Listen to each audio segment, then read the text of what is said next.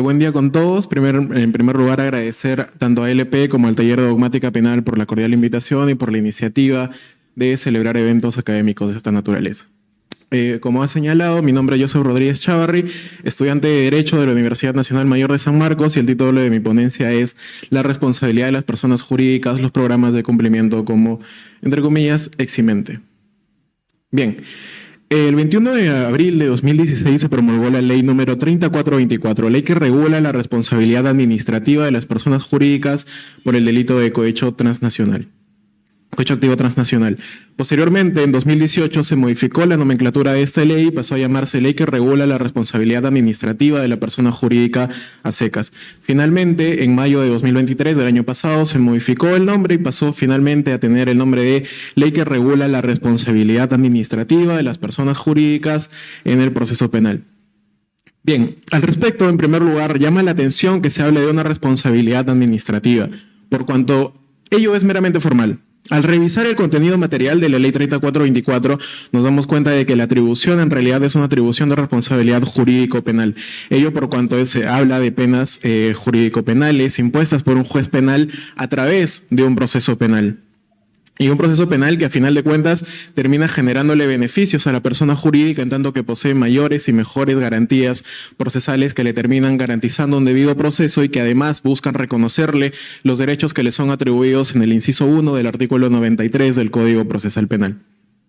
Esta disparidad coincidimos en denominarla, como lo hace la doctrina que aboga por una responsabilidad de las personas jurídicas, en llamarla como un fraude de etiquetas. Al respecto, el penalista Caro Young menciona que este eufemismo se debería a que al momento de promulgar la Ley 3424 por allá en el 2016, el gremio de empresarios se reunió para ejercer presión en el Poder Legislativo y a fin de no reconocer legalmente una responsabilidad jurídico-penal, en tanto que ello mellaría pues el estatus, mellaría la reputación que tendría la empresa. Recordemos que en muchas ocasiones el valor de una empresa depende significativamente de la reputación que ésta tenga.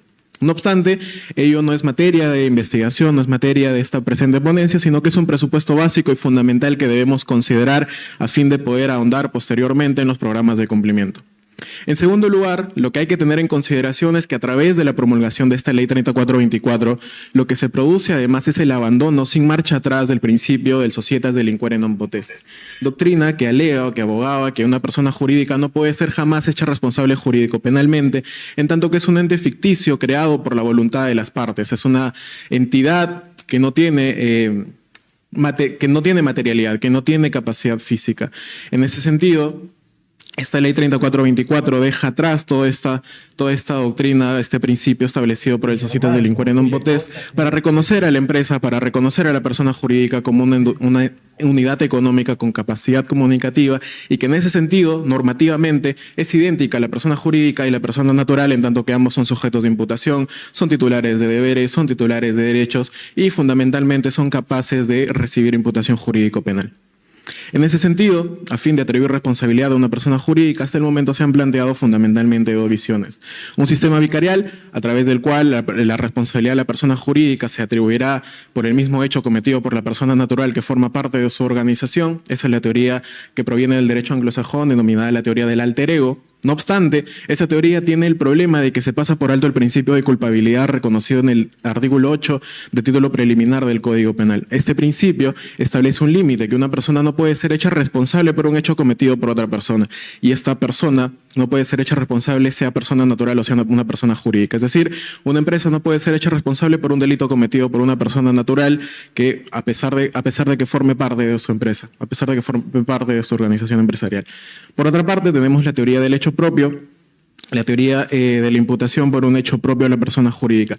Esta teoría precisa que habría que encontrar un fundamento de la responsabilidad, de la culpabilidad de la persona jurídica. Este fundamento sería un defecto estructural. Este defecto estructural consistiría básicamente en no contar con un programa de cumplimiento. Y en ese sentido, no obstaculizar la creación de un contexto en el cual se le facilite a la persona que forma parte de la organización cometer un delito. Es decir, no implementar todas aquellas medidas que hagan posible que se reduzca lo más posible la probabilidad de comisión de delito.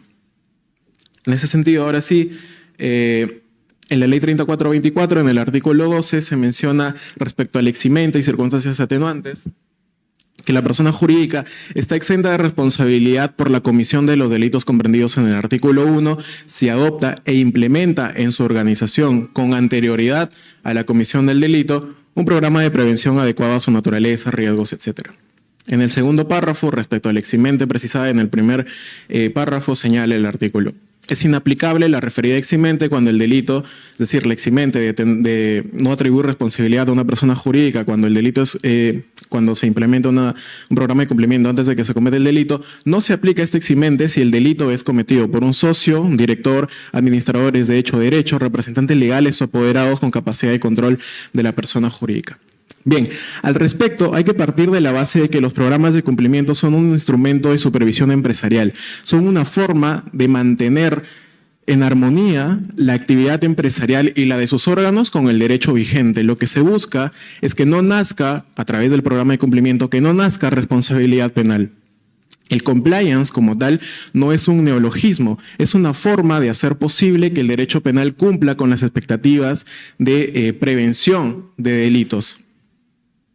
En ese sentido, las empresas que busquen mantenerse en el tiempo, que busquen tener éxito, que busquen ser sostenibles en el tiempo, deben mantenerse a regla, deben mantenerse conforme a derecho. En ese sentido, tienen que cumplir con requisitos regulatorios, con requisitos que se establezcan dentro de la actividad en la que labore y sobre todo con las expectativas que se tienen en la sociedad para con la empresa, porque uno como usuario tiene la expectativa de que la empresa no va a cumplir con sus contratos, que la empresa no va a suscribir contratos fraudulentos con el Estado, que la empresa no va a distribuir productos que se consideren dañinos para la salud de las personas, y con ello precisamente se contribuye al comportamiento socialmente responsable de la organización con este mantenimiento de la conformidad a las reglas. Y es que precisamente el término compliance, sustancialmente traducido del inglés, significa conformidad con las reglas, conformidad con el derecho, y quien puede ser incluso en algunos países considerado el programa de cumplimiento meramente como una manifestación de la buena ética que tiene la empresa dentro de su organización. Ahora bien, dentro de la regulación de los sistemas de compliance y su implementación a nivel de nuestra jurisdicción, de diferentes países, existen tres formas de implementar un programa de cumplimiento dentro de la empresa. Se habla de una regulación privada, una autorregulación regulada y una regulación estatal. En la regulación privada se habla de la capacidad de una empresa de autolegislarse, de poder autodeterminarse internamente y en ese sentido de gozar de cierta soberanía organizativa. Siempre y cuando pues con ello no se tenga alguna especie de injerencia en esferas de libertad ajenas. En cambio, en el tercer supuesto de la regulación estatal, previamente el Estado va a determinar cómo es que la empresa se va a tener que normar internamente, sea a través de establecimiento de pautas, brindando modelos, etc. En nuestro caso nos encontramos ante una autorregulación regulada, y ello por cuanto nuestro sistema es de recompensas o un sistema de incentivos. Si tú incorporas un programa de cumplimiento en tu empresa, la consecuencia será que si algún trabajador, una persona natural dentro de tu organización comete un delito, no se te va a atribuir responsabilidad penal. Por ello es que decimos que estamos ante una autorregulación regulada. No obstante, como vemos, en el segundo párrafo se precisa que este eximente no será de aplicación si el delito es cometido por un socio, un director, administrador de hecho o derecho, representantes legales o apoderados con capacidad de control en la persona jurídica. Es decir, cuando el delito es cometido por la alta gerencia de la empresa. Debe entenderse por alta gerencia de la empresa aquellas personas que tienen capacidad de delegar funciones, que tienen capacidad de poder contribuir con bienes a la empresa, aquellas personas que tienen capacidad de dirección, que tienen capacidad de organización dentro de la organización empresarial. Cuando el delito es cometido por este tipo de personas, según el artículo 12 de la ley 3424, no es posible aplicar la eximente. Ello para nosotros constituye un error. En tanto que el programa de cumplimiento lo que busca no es reducir la probabilidad de comisión de delitos a cero. El programa de cumplimiento es una respuesta, una consecuencia del derecho penal de riesgo, pero que no busca mantener la probabilidad de comisión de delitos dentro de la organización empresarial a cero. Porque el programa de cumplimiento no tiene la capacidad para lograrlo. La única forma que se tiene de poder reducir a cero la capacidad de riesgo dentro de una empresa es que esa empresa deje de ejercer funciones. La única manera que existe de poder reducir toda probabilidad de comisión de delitos en una empresa es que esa empresa deje de trabajar. Es la única forma que se tiene de poder pasarse por alto este eximente, porque si una empresa implementa adecuadamente un programa de cumplimiento, cumpliendo con los requisitos establecidos por la Ley 3424, su reglamento, por la Superintendencia de Mercado de Valores, la SBS, etcétera, pero se comete un delito por parte de algún funcionario de la alta gerencia, automáticamente ese programa de cumplimiento, por más bien implementado que esté, deviene automáticamente en ineficaz, en inidóneo, en insuficiente.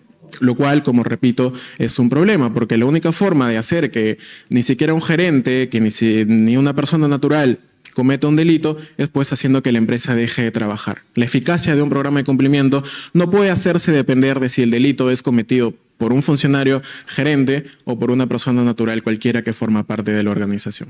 Finalmente, tiene que hacerse una precisión terminológica, y es que hasta el momento hemos hablado del programa de cumplimiento como eximente, entre comillas, de responsabilidad. No obstante, como repito, terminológicamente, ello es incorrecto. Cuando nosotros hablamos de eximentes a nivel de las categorías de la teoría jurídica del delito, nos encontramos en la culpabilidad, con lo cual se impone la tarea previa de determinar un injusto, es decir, una conducta típica y antijurídica por parte de la persona jurídica. No obstante, cuando una persona jurídica, una empresa, implementa un programa de cumplimiento, lo que hace es mantener su actividad laboral dentro de los límites de un riesgo permitido, con lo cual no, en estricto, no eximen de responsabilidad, sino que lo que hacen es mantener la actividad empresarial dentro de los límites socialmente tolerables, y en ese sentido extinguen la necesidad de tener que determinar una conducta antijurídica o culpable de la empresa, en tanto que a nivel típico ya goza de la protección del riesgo permitido. Eso sería todo. Muchas gracias.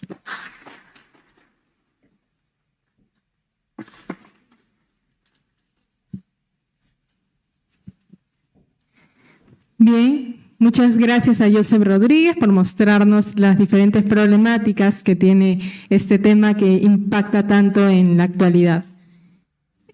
Ahora se le va a hacer la entrega de un respectivo reconocimiento a cargo del Coordinador General del Área Penal del EP por su participación exitosa en este evento. Aplausos, por favor.